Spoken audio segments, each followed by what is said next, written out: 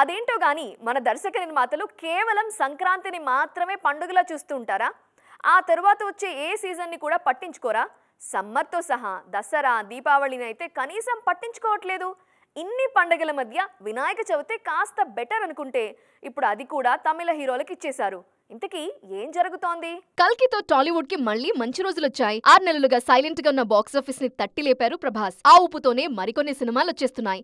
August 15న double smart, 35, ఆయి లాంటి సినిమాలు వస్తున్నాయి. కాస్త ఆలస్యమైనా అదే రోజు రవితేజ మిస్టర్ బచ్చన్ కూడా రేస్ లో జాయిన్ అయ్యారు. దీనిపై భారీ అంచనాలున్నాయి. ఆగస్టు 15కి రానున్న సినిమాల ప్రమోషన్ ఇప్పటికే జోరందుకుంది. ఎక్కడ చూసినా వాళ్లే కనిపిస్తున్నారు. రవితేజ, రామ్ వచ్చిన 2 వారాలకు నాని సరిపోదా శనివారం అంటూ వచ్చేస్తున్నారు. ఆగస్టు 29న రానున్న ఈ చిత్రంపై అంచనాలు మామూలుగా లేవు. వీటి తర్వాత వినాయక చవితి సీజన్ మొదలవుతుంది. సెప్టెంబర్ 7న వినాయక చవితి ఉంది. అప్పుడు మరో 3 సినిమాలు పోటీ పడుతున్నాయి. ఒకవేళ షూటింగ్ పూర్తి కాకుంటే మిస్టర్ బచ్చన్ ని వినాయక చవితికి అనుకున్నారు, కానీ ముందే తీసుకొస్తున్నారిప్పుడు. ఇక లక్కీ భాస్కర్ సెప్టెంబర్ 7న కన్ఫర్మ్ అయింది. దేవరా ఉండటంతో సెప్టెంబర్ 27 నుండి ప్రీపోన్ అయింది లక్కీ భాస్కర్. చూస్తుంటే వినాయక చవితిని కూడా పూర్తిగా డబ్బింగ్ హీరోలకి ఇచ్చేలా ఉన్నారు మన హీరోలు. లక్కీ భాస్కర్ తెలుగు సినిమానే అయినా హీరో దుల్కర్ సల్మాన్. మరోవైపు సెప్టెంబర్ 5న విజయ్ ది గోట్ రిలీజ్ కానుంది.